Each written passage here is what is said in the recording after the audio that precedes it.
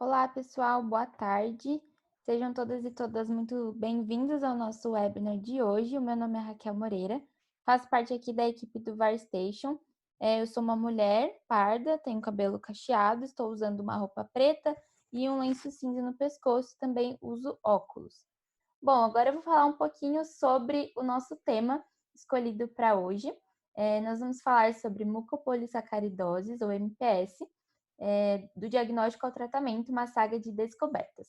Quem está aqui com a gente hoje para dar essa aula é o Dr. Roberto Giuliani. Ele é professor titular do Departamento de Genética da Universidade Federal do Rio Grande do Sul, médico do Serviço de Genética Médica do Hospital de Clínicas de Porto Alegre, coordenador do Instituto Nacional de Genética Médica Populacional, coordenador também da Escola Latino-Americana de Genética Humana e Médica, pesquisador 1A do CNPq, membro da Academia Brasileira de Ciências, membro da Academia Sul Rio Grandense de Medicina e comendador da Ordem Nacional de Mérito Científico, também fundador do Instituto Genética para Todos e co-presidente da Casa dos Raros.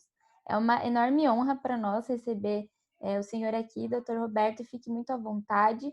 Muito obrigado, Raquel, e a toda a equipe do VarStation por esse convite para participar dessa sessão educacional. Eu acho realmente uma excelente iniciativa e especialmente para mim falar desse tema que eu tenho um tanto apreço, que é o das mucopolissacaridoses, e que no qual eu já estou envolvido há quase 5 décadas. Eu vou aproveitar então isso para contar um pouco da história dessas doenças, como nós começamos e aonde nós pretendemos chegar.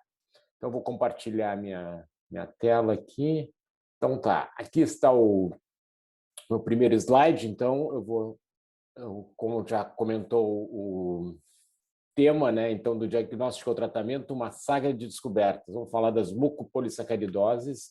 Eu sou Roberto Giuliani, como ela falou, professor do Departamento de Genética da URGS e do Serviço de Genética Médica do Hospital de Clínicas de Porto Alegre. Aqui estão meus conflitos de interesse. Meus slides estão em inglês, porque eu recentemente fiz uma apresentação sobre esse tema e resolvi aproveitar esses slides, mas acho que não tem problema, eu vou falar em português. Então, entre as mais de 6.000 doenças genéticas, nós temos cerca de 10%, em torno de 600, pelo menos 600, que nós consideramos erros inatos do metabolismo.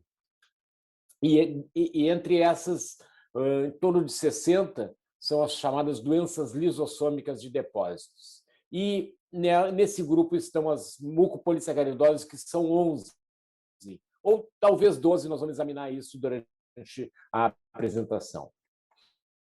Então, as mucopolissacaridoses sempre existiram, né? E existem algumas representações na arte que denotam, né, que registros já bem antigos, como esse deus egípcio, que lembra muito um paciente com mucopolissacaridose. E mais recentemente, nós temos essa figura aí de uma fotografia, né, de um paciente tirada em 1900, que a gente olha e se dá conta que deve ser uma mucopolissacaridose, mas não tinha os meios diagnósticos para afirmar isso naquela época, quando o doutor Thompson descreveu esse paciente em 1900, lá em Edinburgh. Então, o que nós temos, de fato, é em 1917, quando foi o primeiro paciente descrito por um médico escocês que estava no Canadá, e ele encontrou 2 irmãos com uma baixa estatura, visceromegalia, essa face tosca, e disse que era uma nova doença e descreveu isso na literatura. Eles tinham um irmão normal, que já foi muito significativo, e descreveu. E esse é tido como o primeiro relato de uma mucopolissacaridose. E então a gente começa a nossa linha do tempo, que nós vamos construir aí nesses 45 minutos, em 1917. E logo depois, em 1919, 2 pacientes muito parecidos foram descritos na Alemanha, 2 pacientes de irmandades diferentes, pela doutora Gertrude Hurler. E ela publicou esse trabalho, né? Esse é um dos pacientes. E aí está a doutora Hurler. Então, quais são as características comuns entre essas doenças descritas por Hunter em 17 e por Hurler em 19? A face, muito parecida, a que a gente chama de face grosseira ou face tosca, a visceromegalia, aumento de fígado, de baço, no abdômen protuso, essa rigidez articular também muito comum aos dois casos. E também uma displasia óssea, que se via, vocês podem ver nos metacarpos, pode ver no quadril, pode ver na coluna, ossos alterados de uma forma característica chamada uma desostose múltipla. E também tinha um curso progressivo, esses casos. Eu vou dar um exemplo de um paciente com a doença de Hunter, MPS2, com 2 anos de idade, ele tem uma aparência bastante próxima do normal, com 6 anos já com alguma face um pouco diferente, né? E com 14 anos ele já tinha uma face bem típica de mucopolissacaridose e acabou falecendo. Aliás, com 11 anos, essa face típica acabou falecendo com 14 anos, indicando esse curso progressivo da doença. E também tinha uma base genética, porque nos casos parecidos com os da doutora Hurler, tinha um padrão de herança bem claro de doença autossômica recessiva, enquanto nos casos de Hunter tinha um padrão mais de doença recessiva ligada ao X. Aí, vamos seguindo na nossa história, em 1929 foi descrita uma displasia esquelética, foi descrita. Esse caso foi descrito no Uruguai, aqui, ó, no nosso vizinho, pelo Dr. Luiz Morchio. E foi, então, até recentemente eu estive em Montevidéu e encontrei uma avenida do Dr. Luiz Morchio, ele realmente era um pediatra muito importante no país. Mas não foi estabelecida uma relação direta entre os casos descritos por Hunter e por Hurler com esses descritos por Morchio. Mas, a seguir, começaram a aparecer alguns marcadores nas células dos pacientes. Por exemplo, no esfregaço de sangue, esses linfócitos vaculados, e numa biópsia de fígado, esses vacúolos. Isso aí começou a aparecer nos pacientes com essas doenças. Então, já foi encontrada uma anormalidade celular nesses pacientes. Então, vamos voltar à nossa linha do tempo e vamos dizer que lá por 1950, mais ou menos, passados 30 e poucos anos, se identificou o material que estava acumulado nesses pacientes que tinham esse fígado aumentado, baço aumentado, essa face espessada, né? E esse material foi identificado como os mucopolissacarídeos, que depois se chamariam glicosaminoglicanos. Eles têm um núcleo central proteico e cadeias laterais de polissacarídeos. Esses polissacarídeos são unidades pequenas de disacarídeos que têm ácido urônico, tem uma porção amino, tem uma porção sulfato e precisam de múltiplas enzimas para serem degradados. Eles são continuamente sintetizados e precisam ser continuamente degradados, senão eles acumulam. E eles são muito importantes, são o mais importante componente do tecido conjuntivo, da matriz do tecido conjuntivo, na verdade. Então, eles estão presentes no cérebro, nos ossos, nas articulações, no líquido sinovial, no coração. Estão presentes por tudo. Então, uma alteração no metabolismo dos glicosaminoglicanos leva a manifestações multissistêmicas. Então, eles, como eu disse há pouco, eles são sintetizados e necessitam ser degradados. E onde é que se dá essa degradação? Ela se dá no lisossomo. O lisossomo é uma organela celular que é a principal usina de reciclagem das células. As moléculas complexas são levadas para lá e lá tem uma maquinaria enzimática que as degrada e disponibiliza esses materiais para reutilização pela célula. Então, voltando à nossa linha do tempo, tendo identificado esses glicosaminoglicanos, agora temos um biomarcador para essas mucopolissacaridoses. Isso foi, então, na metade do século passado. E se viu que esses glicosaminoglicanos tinham uma excreção aumentada na urina.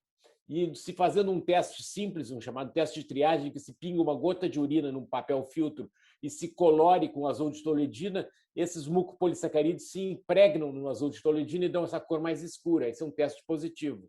Os outros são testes negativos. Então, já se tinha já até um teste de triagem para essa doença. Mas o que é mais fidedigno é fazer uma dosagem dos glicosaminoglicanos na urina. E vocês veem esses pontos laranjas, são todos pacientes com mucopolissacaridoses, e que está bem acima da linha verde, que é o limite superior da normalidade. Todos os pacientes com mucopolissacaridose, ou quase todos, têm níveis elevados de glicosaminoglicanos na urina. E também é importante a gente ver quais são os tipos de glicosaminoglicanos que estão na urina, porque conforme o tipo de mucopolissacaridose varia esse padrão. Por exemplo, aqui na linha 12, vocês veem que tem aumento do HS e DS. HS significa heparansulfato, DS, dermatosulfato. São dois tipos diferentes de glicosaminoglicanos. Aqui nesse paciente só tem o KS, que é o queratansulfato. Nesse aqui só tem o DS, que é o dermatan, mas está isolado, ele não tem o heparan junto. E aqui nesse outro tem o heparan, mas não tem o dermatan. Então, esses padrões indicam diferentes tipos de mucopolissacaridoses. Então, aí a gente já começa a delinear um pouco as coisas, que nós temos o biomarcador e começamos a identificar pacientes que têm esses glicosaminoglicanos aumentados na urina. Então, vimos que aquele caso de Mork, em 1929, na verdade, era uma mucopolissacaridose porque tinha esses glicosaminoglicanos aumentados. Em 62, foi descrita uma doença chamada doença de Shay, que foi descrita inicialmente por um oftalmologista pela opacidade de córnea, e também tinha esses glicosaminoglicanos aumentados. Em 63, Sanfilippo descreveu pacientes com uma doença neurodegenerativa que não tinham aqueles aspectos assim somáticos de visceromegalia, face tosca, mas tinha uma neurodegeneração importante e tinha os glicosaminoglicanos aumentados na urina. E no mesmo ano, Marotot e Lamy, na França, descreveram uma displasia óssea com aumento de fígado e baço e que também tinha um aumento de glicosaminoglicanos. Então, mais ou menos nessa época, se propôs uma classificação, em 1960, ao redor dessa idade. Já se tinha as doenças de Hurler e de Hunter, e até se inverteu a ordem ali, a doença de Hunter passou a ser MPS 2 e a doença de Hurler passou a ser MPS 1, embora tenha sido escrita depois do Hunter. A doença e a diferença, se achava que era a mesma condição, só que uma era autossômica recessiva e a outra era recessiva ligada ao X, naquela época, mais ou menos ao redor de 1960. A doença de Sanfilippo, aquela mais neurodegenerativa, se descreveu, se colocou como MPS 13. E aí tem uma diferença, vocês podem ver na última coluna ali, o tipo de glicosaminoglicano aumentado na urina. Na 1 é heparansulfato e dermatosulfato, na 2 é igual, mas na 3 é só heparansulfato. E na 4, que é aquela do Morquio, só é queratansulfato. No tipo 5, ele é similar a 1 e a 2, mas a herança autossômica é recessiva, então mais similar ao tipo 1. E a diferença principal é que a tipo 1 Hurler é mais grave e a tipo 5 é mais atenuada. A tipo 6 só tinha dermatosulfato na urina, Marotot-Lamy. E aí, então, essa foi a primeira classificação das mucopolissacaridoses. Vocês vão ver que mais adiante essa classificação foi revisada, porque nós começamos a identificar as enzimas envolvidas na degradação dos glicosaminoglicanos. Isso foi mais ou menos na década de 70. Eles são degradados sequencialmente, um por uma, as enzimas vão atuando e vão degradando uma parte, depois degrada a outra, e conforme a degradação vai avançando, eles vão disponibilizando esses substratos para utilização. Mas qualquer uma delas que não funcione bem, já interrompe o processo e acumulam os GAGs. Por exemplo, no tipo 1, falta essa enzima alfa-hidroronidase, e aí interrompe a reação aqui. Tudo que está para cima acumula e causa mucopolissacaridose. Então, aumento de GAGs nos tecidos, aumento armazenamento e a excreção urinária. Bom, vamos voltar à nossa classificação aí, vamos ver o que aconteceu. Com as enzimas, se viu que a tipo 5 e a tipo 1 tinham a mesma deficiência enzimática, era a alfa-hidroronidase, só que uma é a forma mais grave e outra forma mais atenuada. Então, esse tipo 5 passou para ser a forma atenuada do tipo 1. Hurler e Shay passaram a ser a mesma doença e se eliminou o tipo 5 e não se usou mais esse número 5 para não evitar confusão. Logo se descobriu também que o tipo 3 não era só uma enzima que estava alterada, podiam ser 4 enzimas que causavam o mesmo fenótipo da doença de Sanfilippo. Então se dividiu em 3A, 3B, 3C e 3D. O mesmo aconteceu com o Morquio. viu que 2 enzimas levavam aquele fenótipo que o Morkel tinha descrito daquela displasia esquelética. E mais adiante se encontrou um novo tipo de mucopolissacaridose, o tipo 7, doença de Sly, pela deficiência da beta-glicuronidase, e em seguida se descobriu um tipo 8, só que o tipo 8 foi publicado, mas logo se viu que não era um real, era um erro de laboratório aquele achado, e ela também foi eliminada e não foi mais reutilizado esse número. E no final do século passado, 1996, foi descrito o tipo 9, deficiência de hialuronidase muito rara, e assim ficou a classificação. Então, voltando aqui, são 11 tipos em termos de enzimas deficientes. Então, voltando à nossa classificação, agora já temos as enzimas, e aí vem a fase dos genes, né? de identificar os genes que codificam cada uma dessas enzimas. Isso foi na década de 80, na década de 90 do século passado. Então, cada enzima tem um gene, né, que a codifica. Esses genes foram todos sequenciados, mapeados, né, e são bem conhecidos, todos os 11 genes relacionados com as mucopolissacaridoses. Mas aí, tendo estudos genéticos, se viu um paciente com um aumento de glicosaminoglicânidos, mas que não era nenhum desses 11 genes. E aí se encontrou um gene deficiente, que é esse VPS33A, que se atribuiu ao novo tipo de mucopolissacaridose. Isso foi em 2017. Foram 2 artigos descritos no mesmo ano com essa mesma situação. E aí estão os pacientes, né, com vários problemas e aumento de glicosaminoglicânidos generalizado nos tecidos, no sangue. E só que se viu que isso não é um problema da degradação dos glicosaminoglicânidos, é um problema do transporte lisossomal. Então, se preferiu não colocar essa doença como uma mucopolissacaridose, e ela é tida, embora tenha aumento de glicosaminoglicânidos, ela hoje é classificada dentro das doenças de organelas, doenças de transporte lisossomal. Isso tem uma bela revisão publicada aí em 2017, e depois em 2019 também pelo grupo do Dr. Tim Cox da Inglaterra.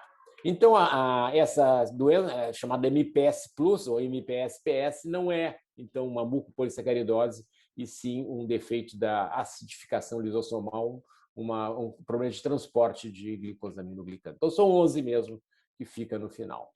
Vamos mudar um pouco aqui o approach, agora falar da questão da abordagem para o diagnóstico das MPS. Tá? Então, quando se deve pensar na possibilidade de uma MPS? Uma criança que nasce normal e com um curso lentamente progressivo. É o que ocorre na maioria dos casos, embora alguns casos possa apresentar hidropsia fetal. Né? Isso pode acontecer, mas o mais comum é uma criança que nasce normal e tem um curso lentamente progressivo e que passa a desenvolver uma face tosca, uma face mais grosseira, embora não seja sempre presente. Por exemplo, na mucopolissacaridose tipo 3, isso não ocorre em geral. Opacidade de córnea é muito comum, mas não em todas. No tipo 2, por exemplo, a doença de Hunter, não é muito raro ter opacidade de córnea. Hepatoesplenomegalia quase sempre, embora no tipo 3, por exemplo, ele seja menor ou até possa não ocorrer. Rigidez articular, praticamente em todos os tipos, mas no tipo 4, que é uma displasia óssea grave, em vez de rigidez, tem até uma certa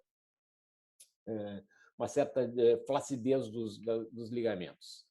A displasia óssea é também bem marcada, só que pode ser leve em alguns casos.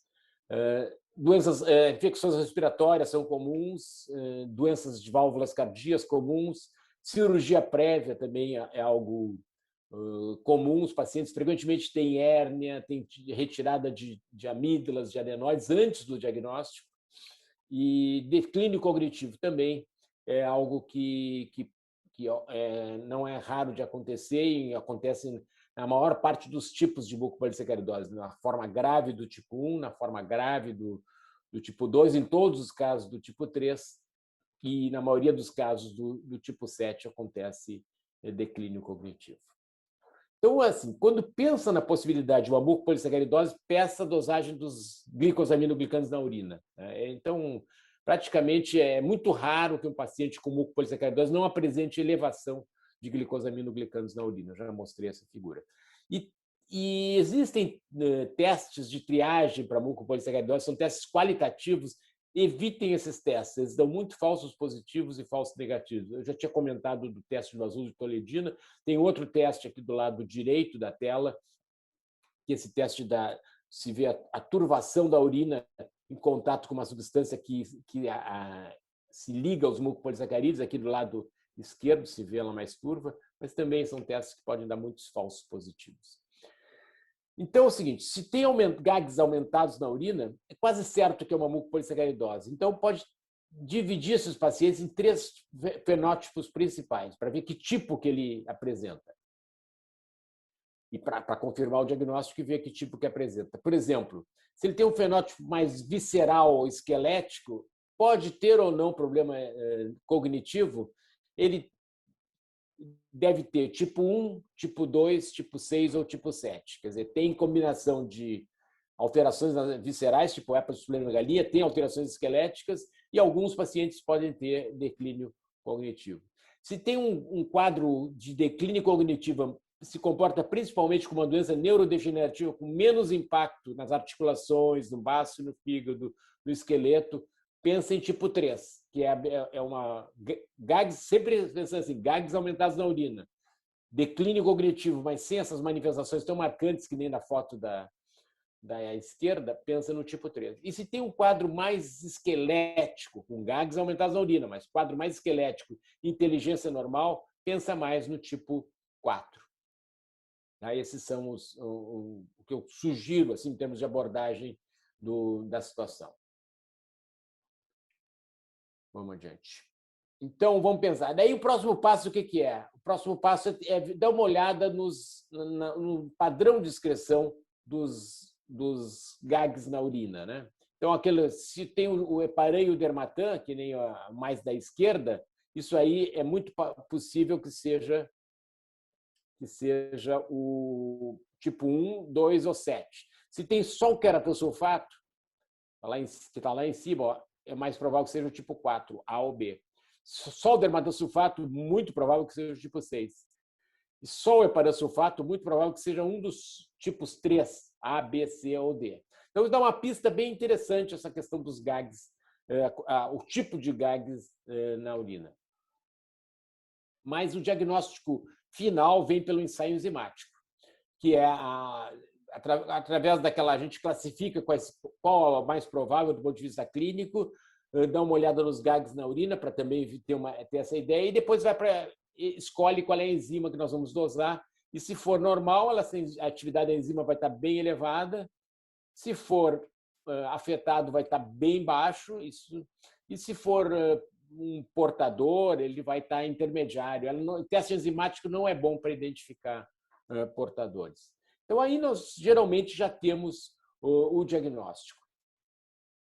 O processo diagnóstico usual é a partir da suspeita clínica, faz as análises quantitativas e qualitativas dos GAGs na urina, e aí se faz o ensaio enzimático, e normalmente aí a gente já tem um diagnóstico. Mas hoje em dia a gente complementa pela análise molecular, que vai nos indicar qual é o defeito preciso, né, a nível molecular.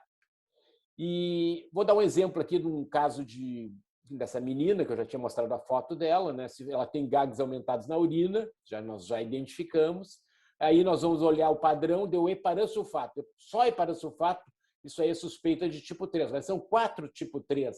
Eu tenho que ir no sangue e colhendo o sangue, geralmente em leucócitos, eu doso as 4 enzimas do tipo 3, A, B, C e D. São 4 ensaios enzimáticos. Eu posso fazer em ordem. A e B são mais comuns que C e D. Posso começar com A e B e depois deixo C e D para mais tarde.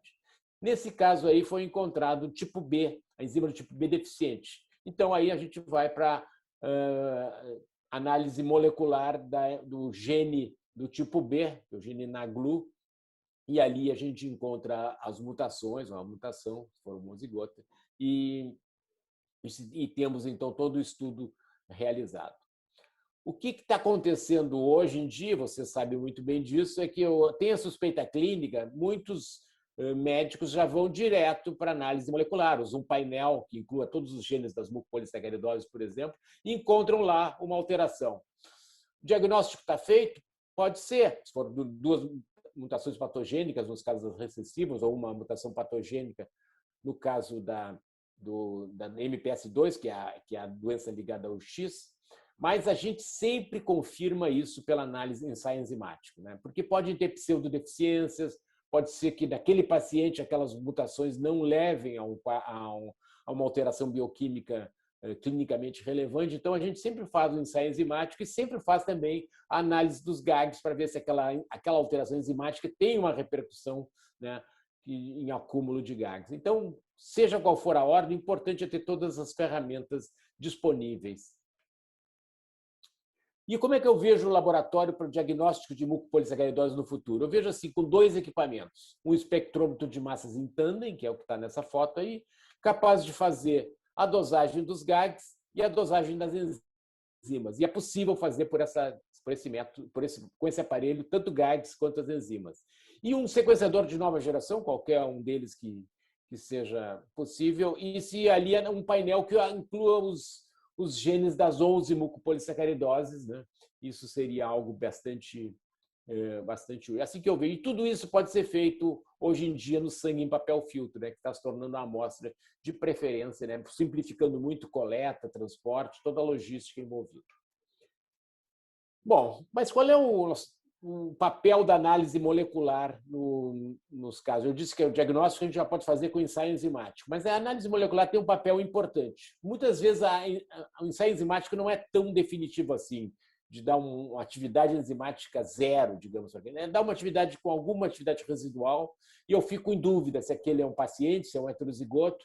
Então, a análise molecular pode ser importante para confirmar o diagnóstico em casos difíceis. E também ela pode ser útil para predição do fenótipo. Pacientes que têm uma mutação nonsense ou têm uma deleção, frequentemente têm um fenótipo mais grave que aqueles que têm uma missense, né? E então isso pode ser usado em algumas MPS, já está bem claro quais mutações levam a quais fenótipos.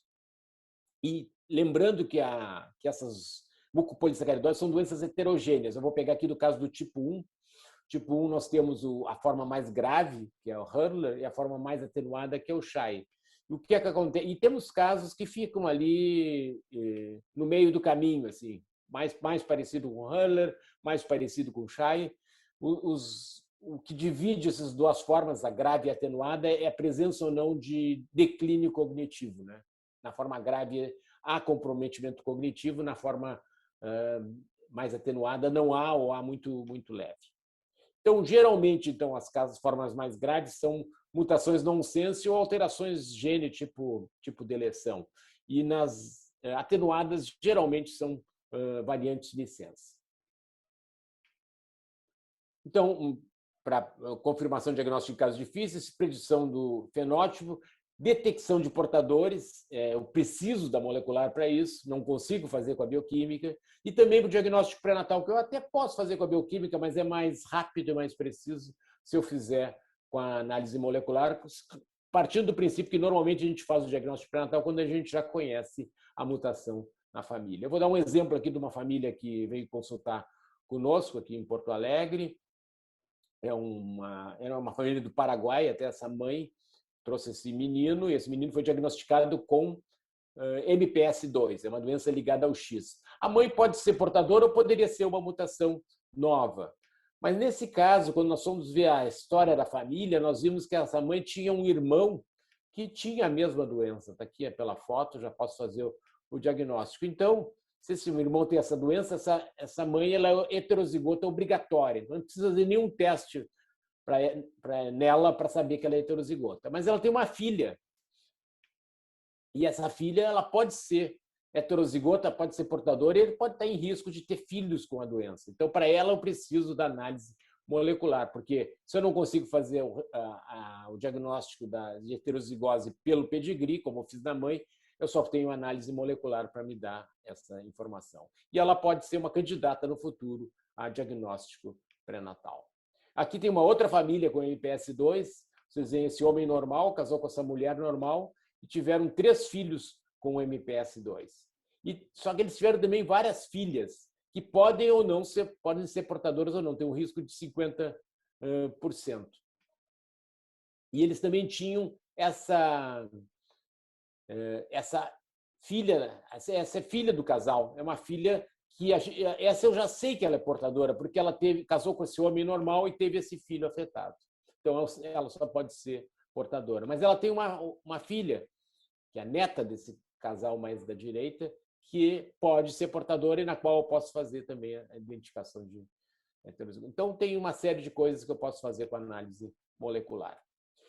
Vamos voltar agora, vamos falar um pouquinho da incidência, né, ou dar uma olhada também na proporção das diferentes mucopolissacaridoses, né?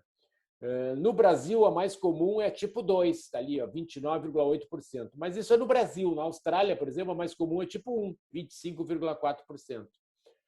No Brasil, a segunda mais comum é MPS 6, 23%. Já na Austrália, MPS 6 está lá embaixo na lista.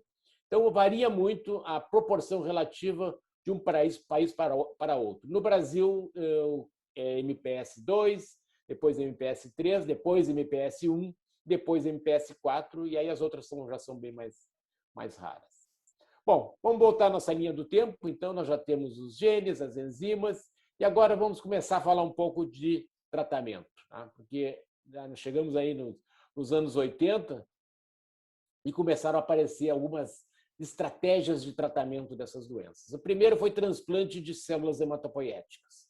Um transplante em que a gente retira a medula de um doador e transfere para um paciente com a doença que seja compatível, né? Esse paciente é condicionado para poder receber essa medula e também ele tem que ser imunossuprimido para não rejeitar essa medula. Então, esse tratamento ele foi iniciado nos anos 80 na Inglaterra e depois se espalhou, e tem uma indicação clara que é a forma grave de MPS1, mas só porque ela é capaz de prevenir o declínio cognitivo se ela for feita até os 2 anos de idade, 2 anos e meio. Nas diretrizes brasileiras até se fala em 3 anos, mas as evidências são que tem que ser mais cedo. Então, para isso, ela é indicada. Para outras mucopolissacaridoses, ela tem sido usada como uma terapia alternativa para a forma mais atenuada de MPS1, para MPS2, para MPS4, MPS6, MPS7, mas não tem um nível de evidência suficiente para dizer que é um tratamento recomendado nesses tipos. Ela tem sido usada, mas ainda com questionamentos sobre a real eficácia nesses tipos. E definitivamente não é indicada no tipo 3, porque ela não é capaz de modificar o curso da doença. Agora, a terapia de medula óssea, transplante de medula óssea tem suas limitações. Ele é capaz, aqui vocês veem na linha vermelha, o nível da enzima, como aumenta depois do transplante, e os GAGs, os glicosaminoglicanos na urina, baixam significativamente também depois do transplante. Então, tem série de vantagens. É um procedimento que se faz uma vez só, dar uma fonte estável da enzima, e as células transplantadas podem chegar ao sistema nervoso e podem prevenir o declínio cognitivo. Mas tem desvantagens também. É um tratamento de alto custo, depende de se achar um doador compatível, tem que ser realizado em serviços de referência e tem uma alta morbidade e mortalidade. Esse é o principal problema que eu vejo, além do fato de ser útil para poucas MPS, talvez só para a forma grave de MPS1, e tem alguns tecidos que ela tem pouco efeito. O osso, as válvulas cardíacas e a córnea respondem pouco ao transplante de medula óssea. Qual é a outra alternativa? É a terapia de reposição enzimática intravenosa. Através da engenharia genética, as células são modificadas para produzir grandes quantidades dessa enzima que está deficiente em cada uma das mucopolissacaridoses, e essas enzimas são colocadas em sistemas, são fabricadas em sistemas de expressão. Se usa muito células de ovário de hamster chinês, que produzem grandes quantidades dessa enzima em bioreatores, que são purificadas e administradas aos pacientes a cada semana, ou em alguns casos a cada 2 semanas. Essa terapia já está disponível para MPS1 desde 2003, para MPS6 desde 2005, para MPS2 desde 2006, para MPS 4A desde 2014 e para MPS 7 é mais recente desde 2017. E quais são os resultados que se tem? É uma terapia não invasiva, que se dá uma vez por semana, uma vez cada 2 semanas, uma grande quantidade da enzima, ela circula no plasma e é captada pelas células, pelos tecidos e órgãos, e reduz, então, o acúmulo de substrato. Mas tem desvantagens também. Aqui vocês veem um paciente que, antes da terapia, antes de começar, ele tinha uma restrição articular muito grave e 26 semanas depois da terapia, já olha só a mobilidade do ombro, né, como já mudou isso, e o abdômen, vocês veem também que mudou. Então, isso já muda muito o paciente apenas 26 semanas. Mas tem algumas desvantagens, né? É um medicamento de alto custo, tem infusões, tem que fazer infusão a cada semana. As infusões podem trazer reações adversas, pode gerar anticorpos contra essa proteína estranha que pode impactar a eficácia. E também, de novo, em alguns tecidos tem limitações e o principal deles, eu diria, é o sistema nervoso central. Então, isso é uma questão que tem que ser trabalhada.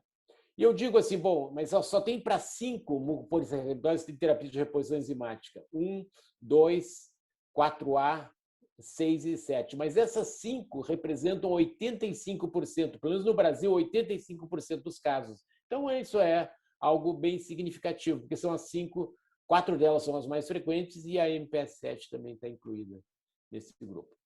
Bom, então, estão todos os problemas resolvidos com 2 terapias, né? Transplante e terapia de reposição enzimática? Eu diria que muitos problemas ainda persistem. Eu vou tentar elencar e ver o que está se fazendo para resolver. O tratamento específico não está disponível para todas as MPS. Eu disse que 5 das 11 tem. Mas tem programas em desenvolvimento para MPS 3A, terapia gênica, para MPS 3B, tem terapia gênica e terapia de reposição enzimática intracérebro-ventricular, eu vou comentar sobre isso mais adiante. Essa menina, por exemplo, tem que eu já tinha mostrado essa foto, essa aí. Opa,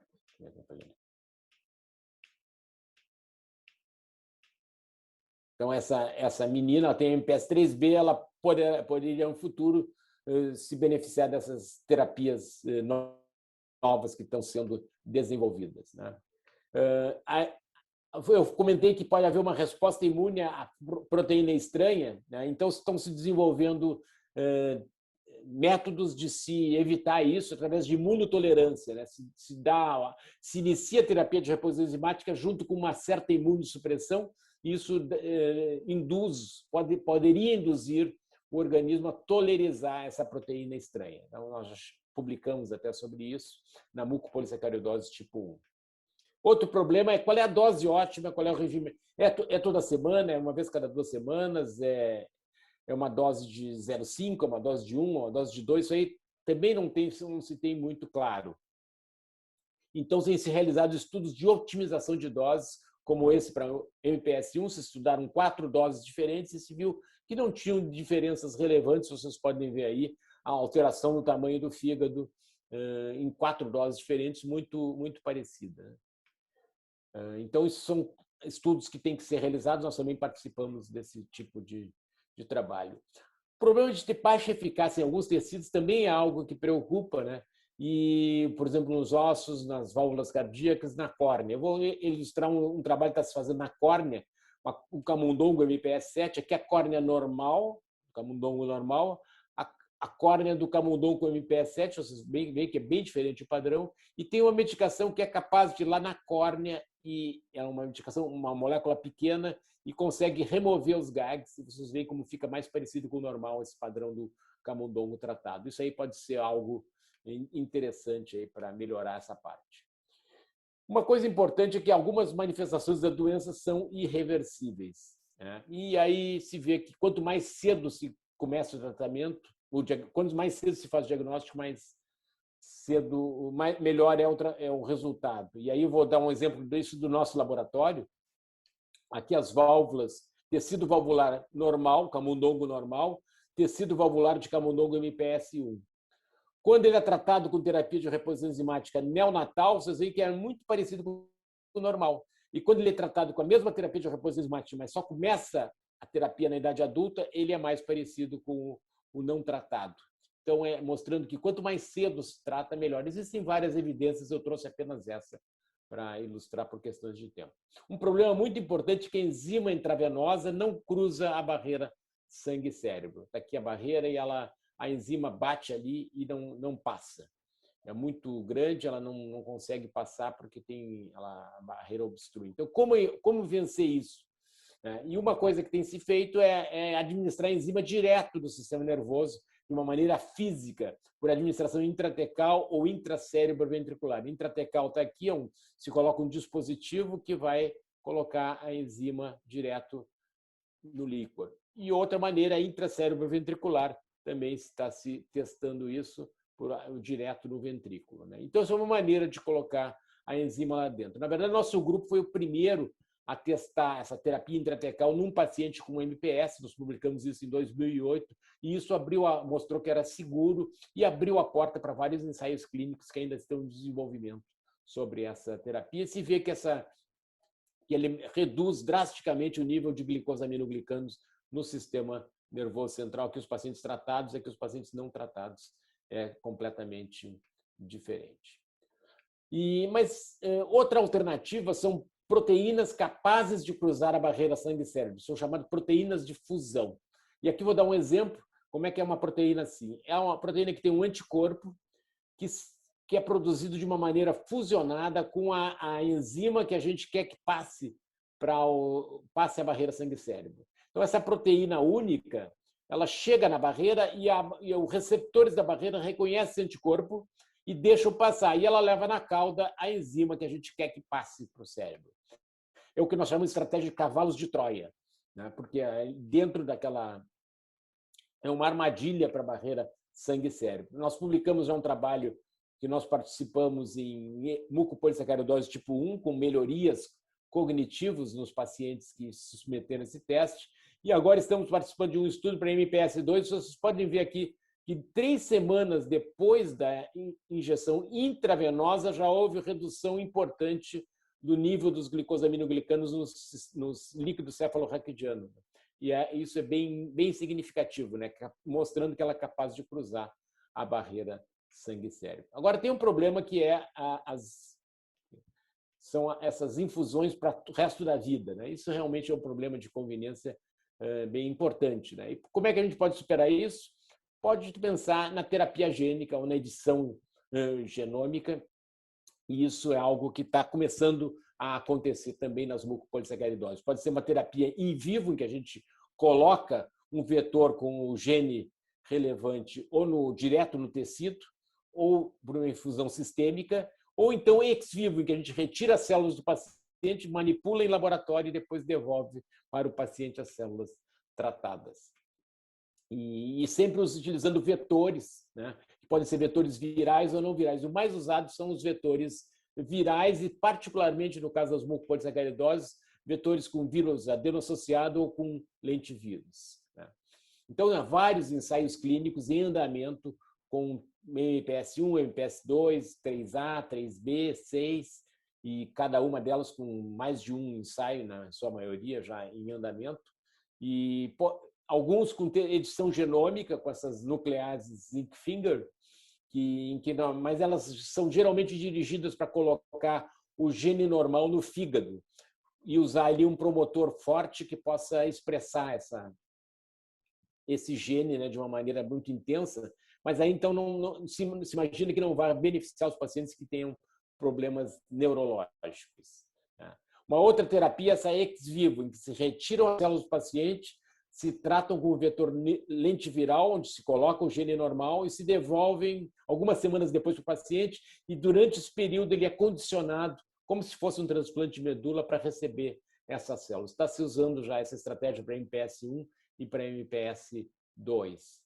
E a outra estratégia, que é a mais utilizada, é a terapia gênica in vivo com administração de um vetor adeno-associado, e tem se usado estratégias intravenosa ou intracisterna magna. Nós temos experiência com essa com essa intracisterna magna. Por exemplo, o vetor adenoviral entra na célula, vai no núcleo, ele é um vetor epissomal, ele não se integra no genoma, mas ele se expressa.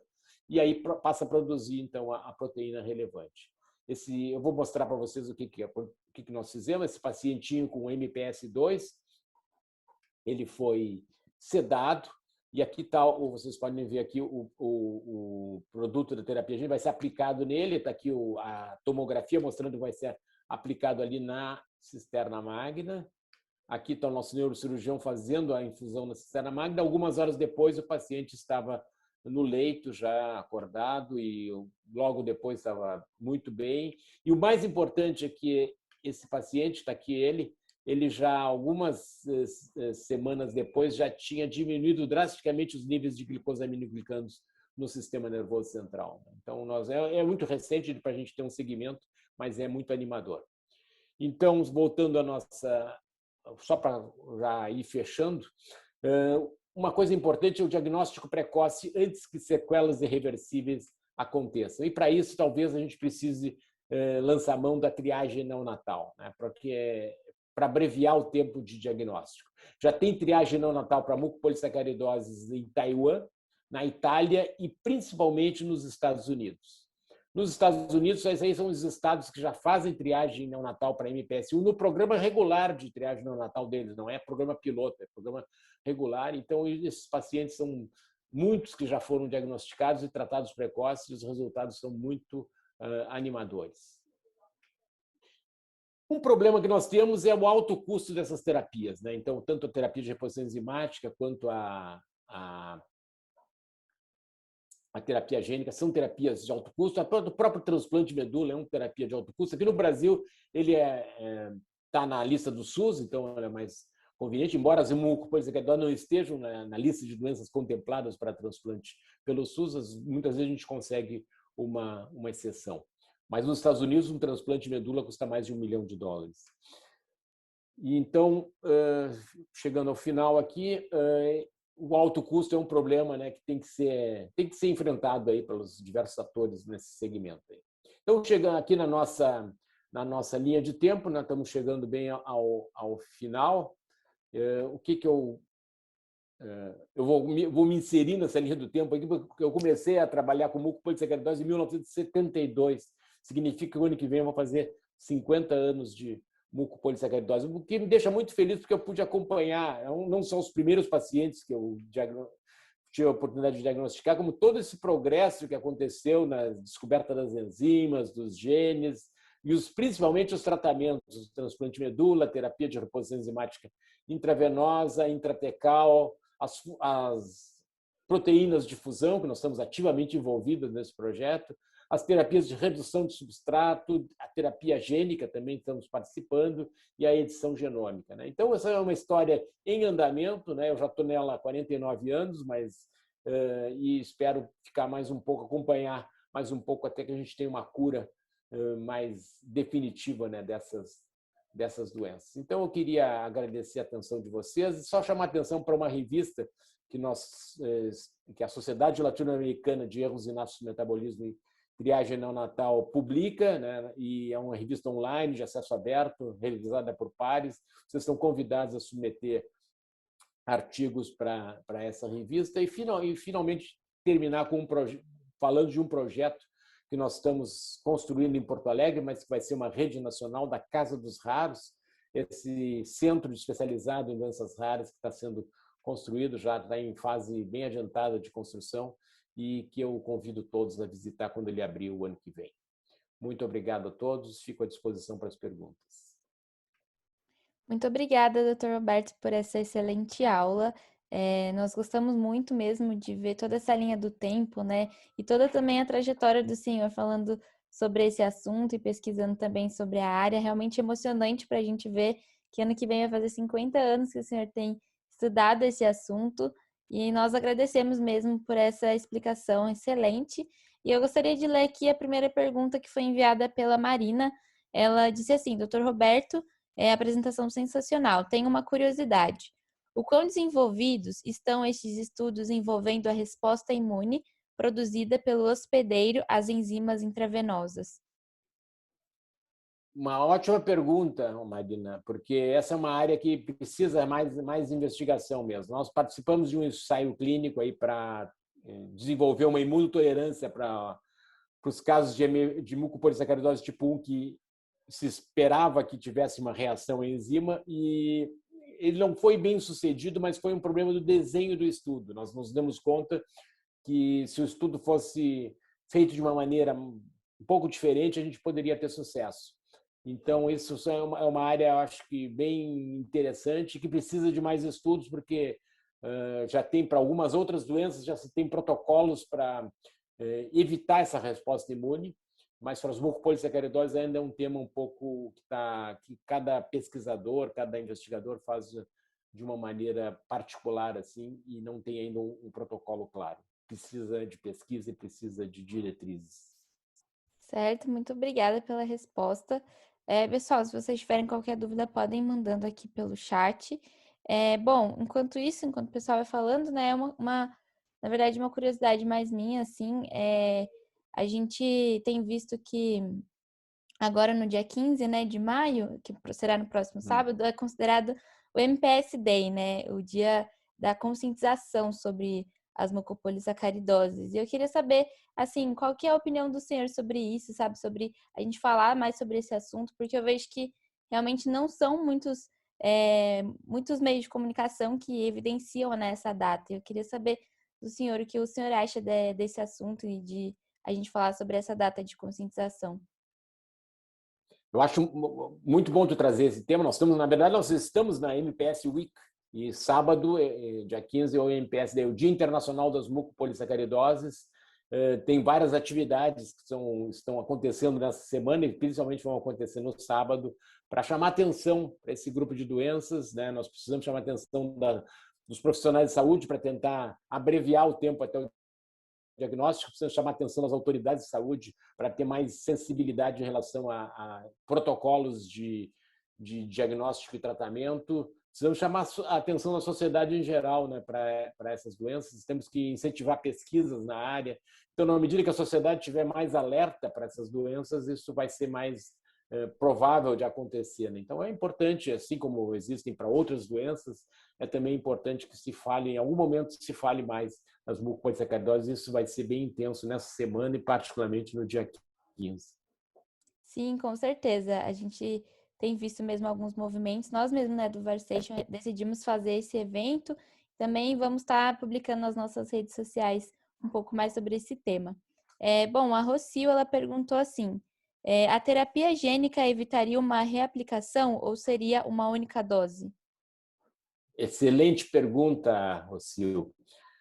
Em princípio, a terapia gênica é uma dose, tá? Porque se tem uma ideia, quando se usa um vetor adenoviral, que talvez, se fosse fazer uma segunda dose, talvez tenha uma reação já para o organismo desenvolver anticorpos, né, contra esse vetor.